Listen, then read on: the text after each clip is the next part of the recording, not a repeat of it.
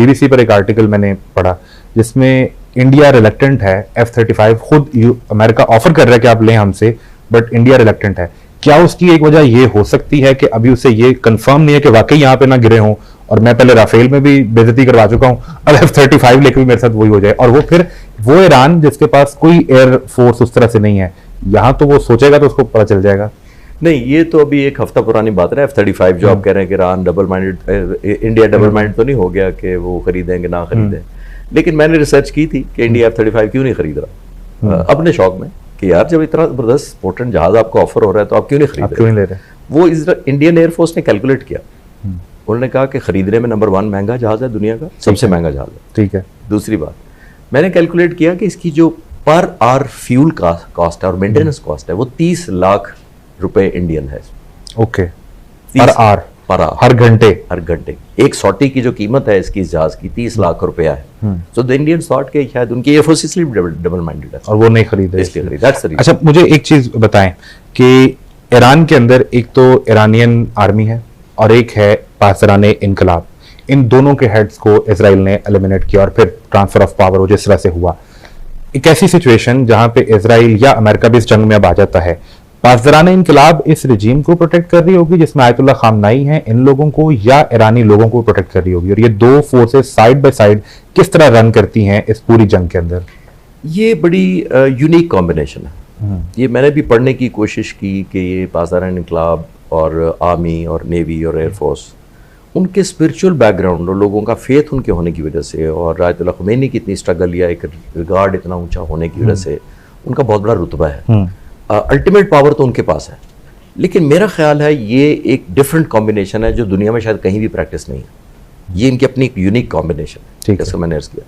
तो ये मेरा ख्याल है कि जब लिबर्टी ऑफ एक्शन आपका इंडिपेंडेंट फोर्सेस के पास होता है, मेरी ज़ाती राय है, तो शायद वो बेहतर लड़ती है। इसके अंदर मिसकम्युनिकेशन भी हो सकती है, मिस जजमेंट भी हो सकती है, और पॉलिटिकल इक्विपमेंट और मिलिट्री इक्विपमेंट भी अपना अपना होता है।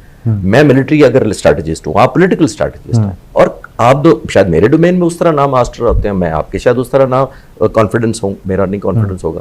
तो जब पॉलिटिकल लीडरशिप आती है या स्पिरिचुअल लीडरशिप आती है, उसकी लिमिटेशन होती है understanding the military strategy, military unfold.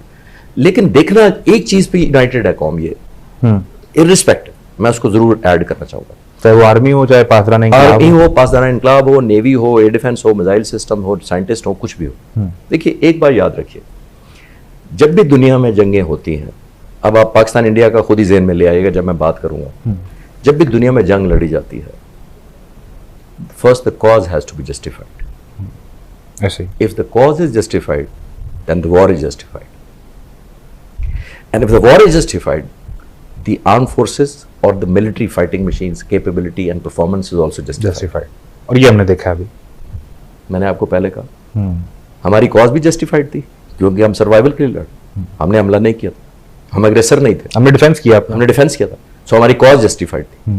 जब कॉज जस्टिफाइड है तो आपकी वॉर जस्टिफाइड है, फिर आपकी अल्हम्दुलिल्लाह अपने पाक फिजा की परफॉर्मेंस और ओवरऑल पाक फौज, बिल्कुल ठीक है। तो ये जब भी कोई लड़ेगा, ये अगर कॉमन है तो पॉसिबिलिटी है कि आपकी यूनिटी भी रहेगी, और आपकी ऑब्वियसली जैसे इनके यहाँ ये चीज कॉमन है, ईरान की फोर्सेस जो पासरान इनकलाब दीगर जितने भी, अभी एक एलिमेंट है जो मैं कह रहा हूँ कि चैलेंजिंग है इसको मैनेज करना, और स्पेशली अब अगर अंदर आपके जासूस भी मिल गए हों तो यू डोंट नो किस हद तक आप मेरे साथ बैठे हैं, आपको नहीं पता मैं किसका जासूस हूँ, तो फिर कंफर्ट लेवल बहुत मुश्किल है। बिल्कुल, इसको सबसे पहले नंबर 1 प्रायोरिटी पे इसको एलिमिनेट या स्कैन करना चाहिए, स्क्रीन करना चाहिए ईरानी भाइयों को कि कहां तक वो घुसे हुए हैं, मेरे घर में घुसे हुए हैं, बाहर हैं, किसी और जंगलों में छुपे हुए, कहाँ हैं, किस लेवल तक, अंदर के दुश्मन को पहले हिट करना।